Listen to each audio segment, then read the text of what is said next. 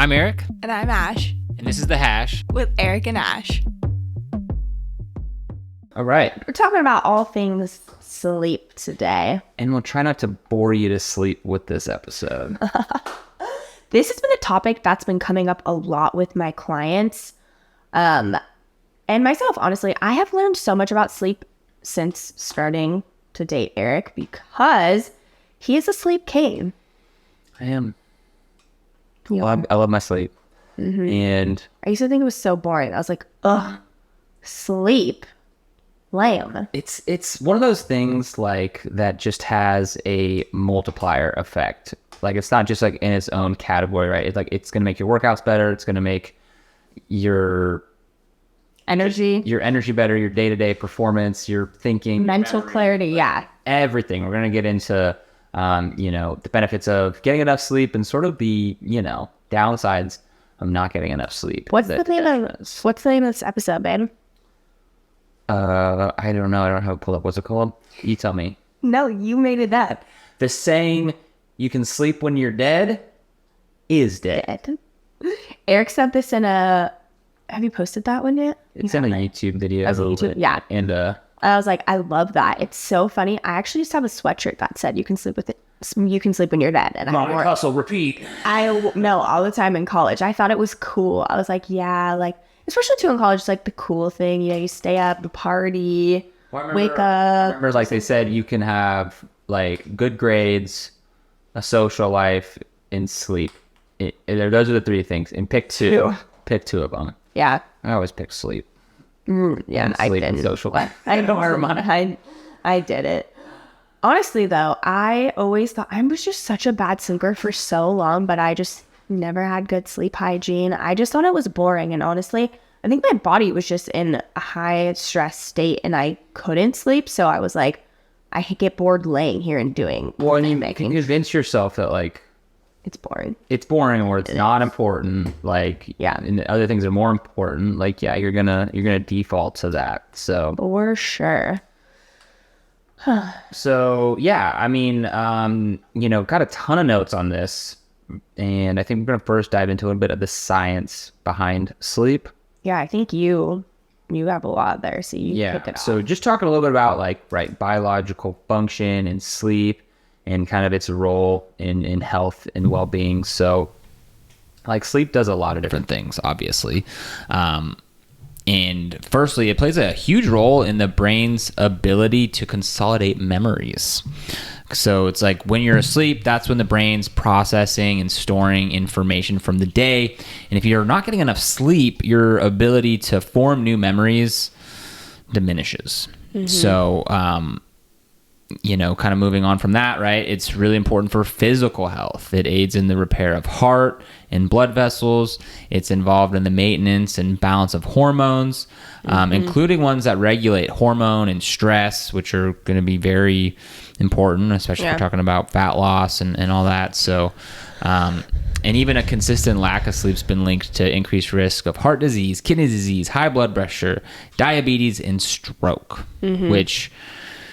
I feel like a lot of people you look at sleep and it's like, oh, I'm just kind of tired, right? And there's no real consequences or real benefits to it. But when you start saying things like heart disease, kidney disease, high blood pressure, diabetes, stroke, it's like, oh shit. I feel like when we're young though, and we feel healthy, that's not like that, at least from my perspective. I feel like it's not like I'm like, oh, gotta sleep more, Well, and it's like as we get older, we're going to wish we actually cared a little bit more.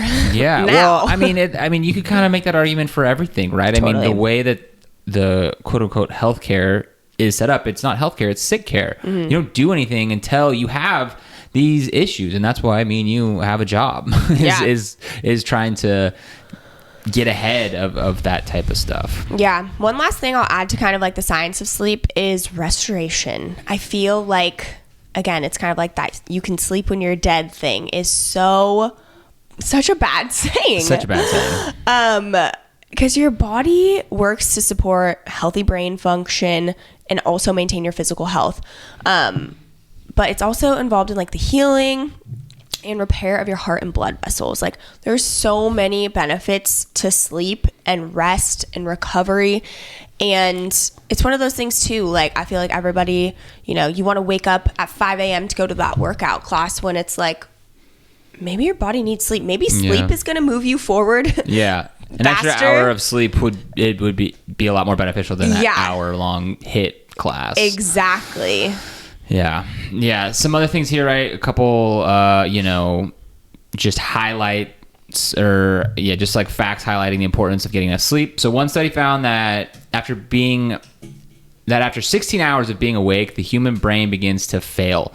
People who only get 6 to 7 hours of sleep a night over a 2-week period function as poorly as those who have been awake for 24 hours straight. I don't know if you've had a flight or something or anything where you've been up for 24 hours, but you feel like mentally ill. Like you just feel like not good. Red eye to Mexico. Oh my gosh. There weren't enough margaritas in the world to freaking yeah, we got there and we probably, so what time was our flight? Midnight. It was red eye. Oh yeah, it was at midnight, and we thought, oh, we're just gonna sleep on the plane and we're gonna get there and we're gonna have all day.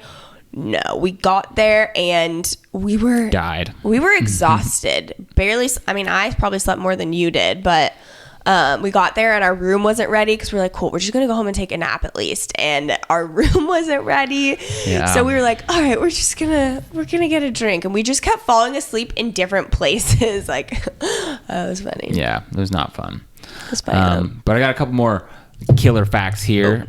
So there was a study done and they found that individuals who regularly get 5 hours of sleep or less a night have a 65% increased risk of dying at any moment in time as compared to those who regularly get 6 hours or more. That's terrifying. I know. Couple more here. Are these all just gonna scare the shit out of us? Yeah, they're gonna scare the sleep into you. So they talked about how lack of sleep impacts the body's ability to regulate blood sugar, which can lead to a pre-diabetic state, even in healthy individuals. And lastly here, studies have shown that REM sleep is vital for emotional regulation and mental health. For instance, it's been found that REM sleep helps to reduce the emotional charge of traumatic memories, and it's important in resolving emotional turmoil. So I always know if I'm sleep deprived, my emotions are all over the place. All I want to do is cry, honestly. Like, I can't help it. And also another thing that I noticed too when I'm tired, and I feel like a lot of my clients have said this too, you're hungrier, you know, you're like reaching for food because your body's searching for energy. So, you know, the more you sleep, the less cravings you're probably going to have. I have a ton more stuff here. I probably won't get into all of it, but like you said right there, so, you know, some short-term effects of not getting enough sleep. So sleep deprivation disrupts the balance of hunger hormones, leading to increased appetite and cravings for unhealthy foods. So, you know, you're not getting enough sleep. Or when you're typically getting enough sleep, you might reach for that, you know, I don't know, omelet and fruit for breakfast, but you know, you're tired, I'm gonna stop at McDonald's, get that egg McMuffin, get that hash brown, or get that bear claw or some other bullshit. And when if you don't get enough sleep, your hormones are all out of whack. That causes so many imbalances in your body. Not only hunger cues, your emotional state, right? Probably like anxiety levels, like everything. Everything's out of whack. Yeah. And some kind of like real world examples of like kind of the impact of not getting enough sleep. So there was the Exxon Valdez oil spill. So the Exxon Valdez oil spill was an example of a disaster partially attributed to sleep deprivation. The third mate, who was in control of the oil tanker at the time of the incident, had reportedly been awake for 18 hours, and this likely affected his ability to operate the tanker safely, contributing to the disaster. I'm not like super familiar with that Exxon Valdez oil spill, but you know, they're saying that this guy was awake too long and that's what led to his thing. And another thing I've heard too is like if you're ever getting surgery, like one of the first things you should ask your surgeon is, sleep last night? How much sleep did you get last night? And you know, which sounds kind of ridiculous, but no, but it's true. It's really not. Yeah.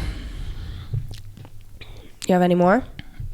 I've got a bunch of stuff here. Anything else you want to touch on? Go for it. Let's see. I mean, I kind of want to hear about like your own examples of like when you were sleep deprived and kind of how you acted, or like maybe your clients or something like that.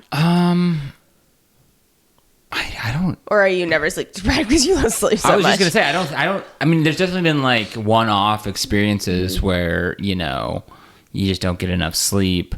Or I've not got enough sleep and not feeling good, but it's something that I've prioritized like for a long time. How did you like? Have you always known the benefits of it, or you just I think I just like it. I like sleeping, and I like the way I feel after sleeping. Like I can remember even in high school and up through college and beyond, like every day I would take a 30-minute to an hour nap. Yeah. And like wow. Friday night lights, like high school football, like I'd get out of school, go home, take a nap for as long as I could, get up, eat something, and go wow. play a game. I have always kind of been not good at sleep, and that's what I told myself for the longest time. And so obviously college, I feel like that had to do with partying and drinking and whatnot, but post-college I thought I was healthy because one, I wasn't eating enough food. I was working out like crazy because I was auditioning. I was like prepping to audition for dance teams and stuff, and I just thought I'm just not good at sleep. But in reality, me over exercising and me under eating was causing me to sleep like shit. Yep. And I didn't know that was like a cause of under eating and stuff until I started eating more food and eating protein. And I was like, whoa. Fueling your body appropriately. Yeah. Stress and anxiety are like some of the big sleep disruptors. And can just like cause your body to just not be in a state that's ideal for sleeping. Yeah. Like putting that stress on my body of under eating and over exercising, my body was just in fight or flight mode the whole entire time.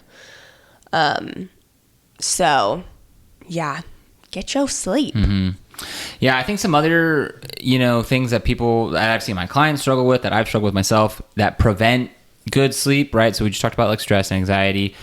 Right, screens before bed. That was my first one I was going to put on there. Yeah, so whether it's TV, phone, iPad, you want to ideally give yourself like an hour before bed. But like, I just feel like realistically for people, I think that's something like with my clients, I'm always trying to get them to not be on their screen before bed. And I'm not going to lie and say that it's so easy and like do something an hour, because like we don't even do that. But if you can just start small by like 10, 15 minutes, like don't scroll on your phone, scroll on TikTok and then lay your head down. When I do that, I literally have TikTok sounds playing in my head. Like there's so many things going on as I'm trying to sleep, but it's like no wonder our brain is just constantly stimulated. So it's like even giving yourself, put your phone, set your alarm, put your phone down, set your alarm, go take a shower, do your skincare routine, and then go right to sleep. Yeah, well, it's not only the, like, I think you were touching on, right, like the stimulation of like whatever it is you're watching or looking at. That's obviously huge too,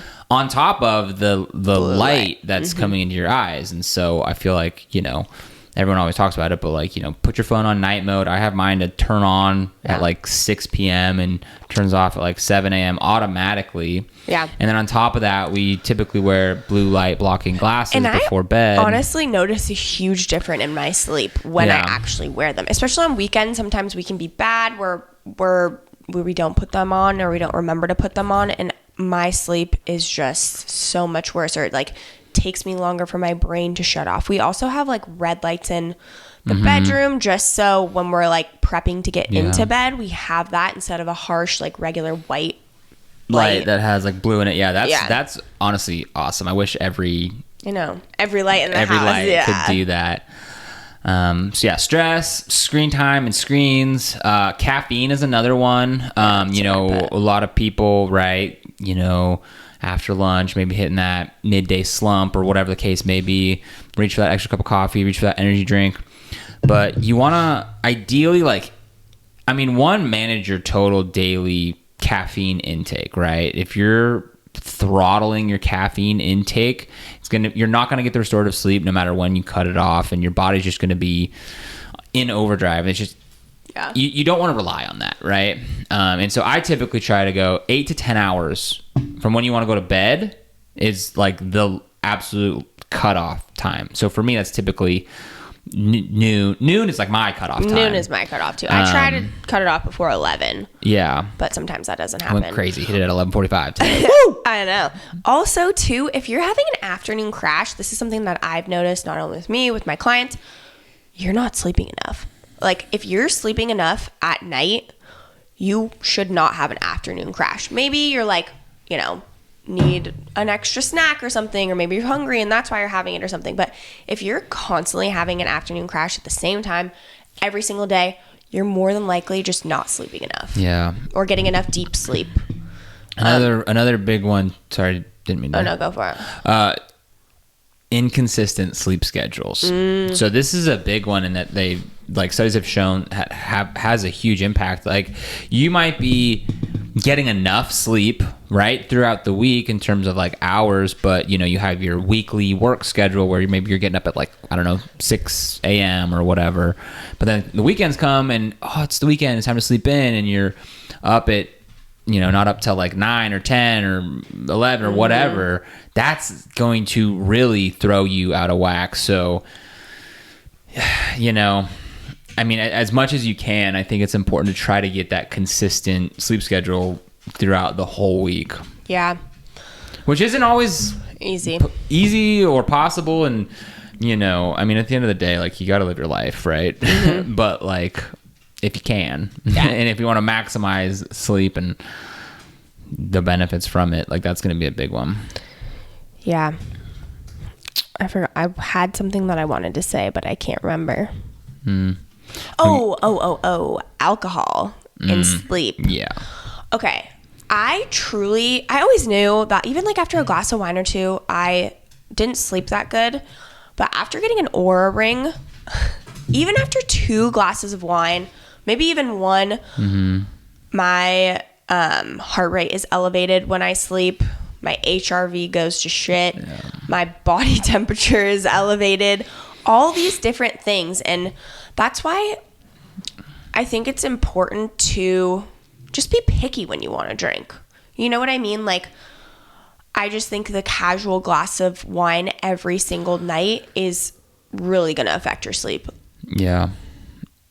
It's going to affect a lot of things, but yeah, especially your sleep. Yeah, no, and on that too, like, I can't remember exact numbers, but I think something like ideally like 6 hours before bed, you want to like cut off alcohol, which is so hard. And like, you know, while alcohol might make you feel sleepy and tired, you're like unconscious. You're not really asleep, and like you're not gonna get that restorative sleep, which is so crucial. Yeah. So yeah, we'll kind of just roll into some different tips for improving your sleep, right? So we kind of talked about, you know, limiting screen time, watching caffeine and alcohol, getting on a consistent sleep schedule, right?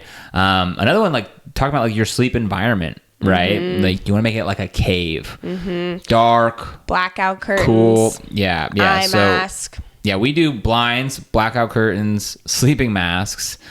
Earplugs, sometimes mouth tape, which it took me a long time to get on board with that, because I was like, oh no, it's too annoying, like it's uncomfortable. Yeah. And then once I did it, I was like, whoa. Well, and we don't do it every night. No. Sometimes I'm just like lazy, can't be bothered, but I do it. Eye mask though. I feel like it's every night. Oh yeah, no. The non-negotiables for me are blackout curtains, eye mask, earplugs, nasal strip, which helps me breathe through my nose naturally, so I don't feel like I need the nose tape, and then brown noise, background noise, and a fan. Yeah. And it sounds so dramatic, but like, I don't know. The difference is... Yeah. I don't think I got blackout curtains until... we started dating. Yeah. I think I used to have some, but I just felt like even like when the sun was up, I was up, because even though you have blackout curtains, there's still some light that can get through. And also with eye masks too, I just got this weighted eye mask. Shout out to my client Taylor, she recommended it to me, and I love it. It's so relaxing. And then mixing that with earplugs, I feel like I'm just like in a cocoon. Like it feels so comforting and just safe and relaxing. Yeah. Something else too that I've heard recently. So like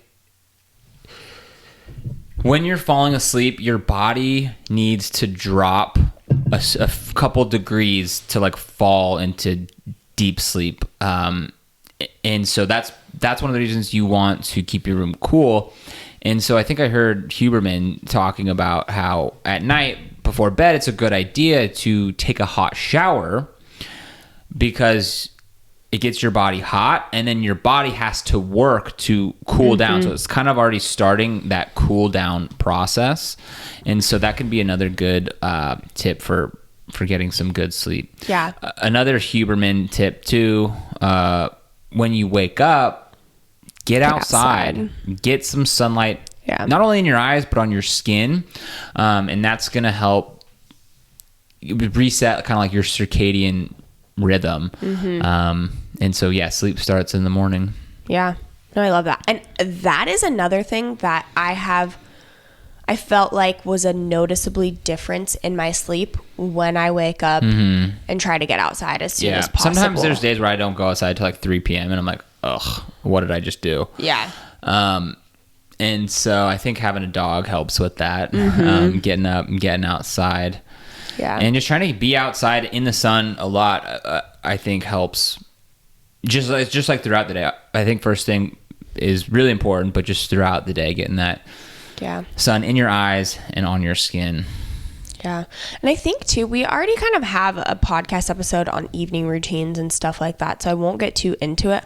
But I think it's important for you to relax at the end of the day. And it doesn't have to be like a 30-minute thing, but just something to relax your mind and body. Because if you just go from like running around, cooking dinner, maybe in your mind relaxing is watching TV, but you're still having that stimulation. Like, what's one thing you can do to just relax your mind and body? Maybe that's just a hot shower. Yeah. Maybe it's reading a book for 10 minutes. But again, something that's not near a screen, but something to trigger to your mind and body. Like, okay, it's time to wind down and relax and go to sleep. Maybe it's a meditation. Like, again, whatever you want it to be, but it's like something small to trigger to your brain. Okay, it's time to go to sleep now. Yeah. Love that. I think the last thing I wanted to talk about was just like a couple more things on like the effect of lack of sleep on weight loss. Yeah. So when it comes to lack of sleep and your metabolism, right? So a lack of sleep, it can lower your metabolic rate, which makes it more difficult for your body to burn calories efficiently. And it's also going to affect your body's response to insulin, which is a hormone that regulates blood sugar.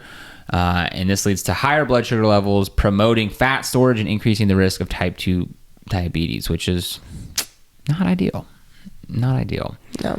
Another thing it affects is your appetite. So sleep deprivation screws with your hormones, right? And can affect your appetite. So lack of sleep increases the production of ghrelin, which is a hormone that stimulates appetite. So you're more hungry than you kind of should be. Kind of like what we talked about before, where you're like, your body, when you're really tired, you reach for that. Yeah, and people blame themselves. They're like, oh my gosh, why is this happening? It's like, it's a chemical reaction in your body. It's not just like your lack of willpower. It's an actual chemical reaction in your body. Yeah, well, I feel like it's three things. So it's one, it's the increase in ghrelin, which stimulates appetite. It's a decrease in leptin, which signals fullness. And then also, like we talked about earlier, you're like reaching for that higher calorie, higher... the really palatable, high carb, high fat foods. And so it's just a trifecta of disaster, right? I think I would assume it's like, you didn't get enough sleep, you're not rested. And so your body is doing everything it can to tell you to reach for the foods that have the high energy source in it to try to like combat that, which from a survival standpoint is great, but it's 2023. Not from a fat loss standpoint. Yeah. Survival is like, we kind of got that taken care of for the most part. But yeah, love it. And then the last thing here is the physical activity levels. So the fatigue and the lowered energy levels associated with the lack of sleep can lead to reduced physical activity. So, people who are people who are sleep deprived are less likely to engage in exercise and more likely to engage in sedentary behaviors, which is, again, not ideal for health, wellness, fat loss. It's funny too. Like sometimes workouts feel so much harder than other days. Like sometimes I pick up a 15-pound dumbbell and I'm like, oh, this is so light. And then the next day I'll pick it up and I'm like, oh, this is so heavy. And I'm sure a lot of it has to do, obviously, energy levels, which Food is directly related to sleep though as well. So it's like, you're going to get a better workout. You're going to be more energized. You're going to be happier, more emotionally stable. There's just, the benefits are incredible.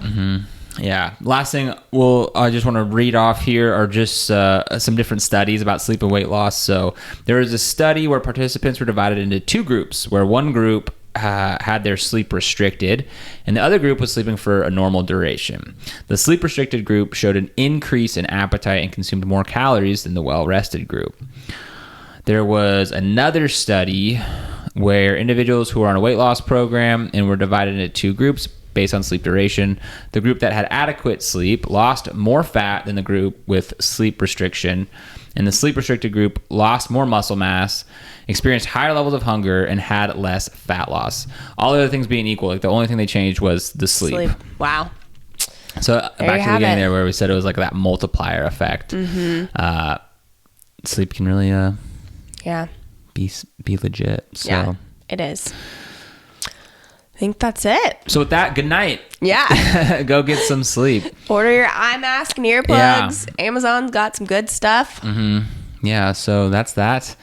Thank you guys for listening. Yeah. If you have any podcast recommendations, anything you want to learn about, let us know. Message us on Instagram, comment on YouTube. See you in the next one. Let us know. Bye. Peace.